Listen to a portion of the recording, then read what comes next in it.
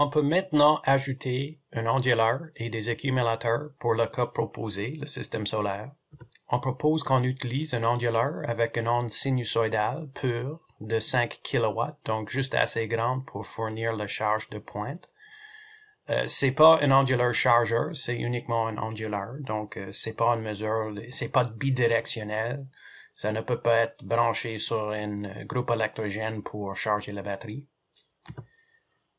On va utiliser des accumulateurs plomb-acide, pas lithium-ion, mais de haute qualité. Donc, soit scellé au gel ou une batterie AGM d'usage industriel.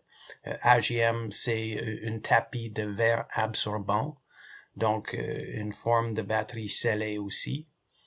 Mais les deux peuvent être fabriqués d'une manière que ça va avoir une durée de vie assez longue si ils sont bien traités dans leur utilisation quotidienne. On propose aussi que les accumulateurs à 2 jours d'autonomie, c'est-à-dire si on commence avec les accumulateurs pleinement chargés, ils peuvent opérer la charge, c'est-à-dire ils peuvent fournir toute l'électricité nécessaire pour la charge pendant une période de 2 jours sans l'ajout d'électricité par le système solaire. Donc, si vous voulez faire cette analyse vous-même, vous pouvez mettre cette vidéo en pause, faire votre analyse et après vous pouvez regarder la solution que je vais proposer. Sur l'onglet Énergie, on n'a pas présentement, dans le cas proposé, une page pour l'onduleur et les accumulateurs. Donc, il faut ajouter ça et ici, avec le symbole plus, on peut ajouter une page pour l'onduleur et les accumulateurs. Donc, en cliquant ici, par défaut, ça ouvre avec les cellules uniquement pour l'onduleur. En cliquant ici, je peux ajouter des cellules pour les accumulateurs. On a mentionné que pour fournir la charge de pointe de 5 kW, on va avoir un onduleur d'une capacité de 5 kW. Donc, je vais entrer ça. Pour le rendement, il faut se souvenir que la charge moyenne, c'est 1 kW et on a un onduleur de 5 kW. Donc, typiquement, ça va fonctionner à un très bas niveau de charge et ça va le rendre moins efficace. Donc, je vais entrer une valeur assez bas, comme 93% ici. Pour les pertes diverses, je peux regarder LED ici. Ça indique que dans la plupart des cas, les pertes sont nulles et je vais accepter ça. Donc, je vais mettre 0. Pour les coûts d'investissement, idéalement, je regarderai les cotations des fournisseurs pour cette chiffre. Mais si je ne veux pas faire ça, je peux avoir au moins une idée en utilisant la base de données de coûts. Quand je regarde ça, ces coûts typiques sont pour un onduleur chargeur. On a juste un onduleur, donc on risque d'avoir les coûts qui sont plus associés avec le côté faible, coût faible, parce que c'est juste un onduleur, pas un onduleur chargeur. C'est autour de 4 ou 8 kW. Donc, quelque part comme ici, entre faible et moyenne. Donc, moi, je vais prendre un chiffre de peut-être $300 qui devrait couvrir aussi les coûts d'installation. Maintenant, pour les accumulateurs, l'autonomie serait 2 jours. Juste pour vous rappeler, ça veut dire que si on commence avec les accumulateurs pleinement chargés, ils peuvent fournir la charge pendant 2 jours sans l'ajout d'électricité du système solaire. Pour la tension, dans la réalité, ça peut être un paramètre critique, mais dans RedScreen, comme on va voir, ce n'est pas si critique que ça. Donc, je vais juste choisir 96 volts ici, et plus tard, je vais vous montrer que ça n'a pas un très grand impact dans nos résultats. Pour le rendement, moi, je peux regarder LED ici, et ça suggère par défaut une valeur de 85%. Ça peut être un peu élevé pour un accumulateur plomb-acide, mais on a un accumulateur qui est relativement grande ici. Donc, en termes relatifs, les courants de charge et décharge devraient être assez bas. Et parce qu'ils sont bas, on n'essaie pas de forcer un grand courant à travers la batterie. Donc, les pertes seraient minimisées par cet effet aussi. Donc, peut-être on peut avoir un rendement de 85% qui est quand même un peu élevé. Pour les niveaux maximaux de décharge, je peux regarder l'aide aussi. On peut voir que pour les batteries acide plomb, on peut avoir un niveau de peut-être 60%. Moi, étant donné qu'on a choisi les accumulateurs de haute qualité, un usage industriel, je vais aller même plus loin. Je vais mettre 80%. Mon idée là-bas, c'est on est dans un endroit où il n'y a pas énormément de variations solaires d'un jour à l'autre. On est sur l'équateur. Il n'y a pas beaucoup de variabilité saisonnière et on peut vérifier ça quand on va vers lieu.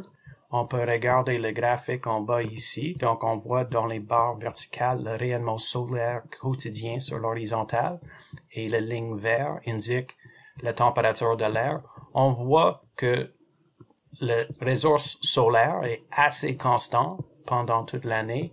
Même chose pour la température de l'air. Donc, il n'y a pas une grande variabilité saisonnière pour ce site sur l'équateur. Donc ici, pour le niveau maximal de décharge, si je mets une valeur de 80%, j'attends que sur la plupart des journées, on n'arrive pas à 80%. On a une autonomie de 2 jours, peut-être on va arriver à un faible niveau de décharge, mais c'est juste sur des journées exceptionnelles qu'on va arriver sur 80%. Donc, l'impact sur la durée de vie de la batterie de une décharge profonde occasionnelle ne devrait pas être si mauvais et donc j'accepterai un niveau maximal de décharge de 80%. Pour le rendement de régulateur de charge, ça devrait être assez élevé. Moi, je vais mettre 98%.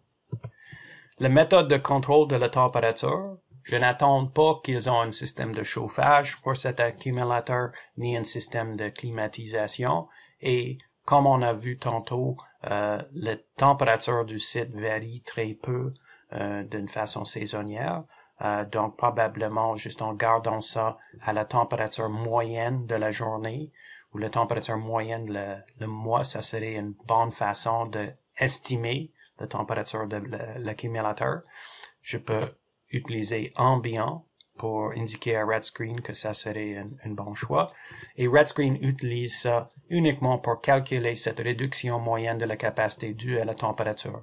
Donc c'est un chiffre assez faible. La batterie est un peu frais parce que cette site, la température, comme on a vu, c'est comme 10-12 degrés Celsius. Donc assez frais.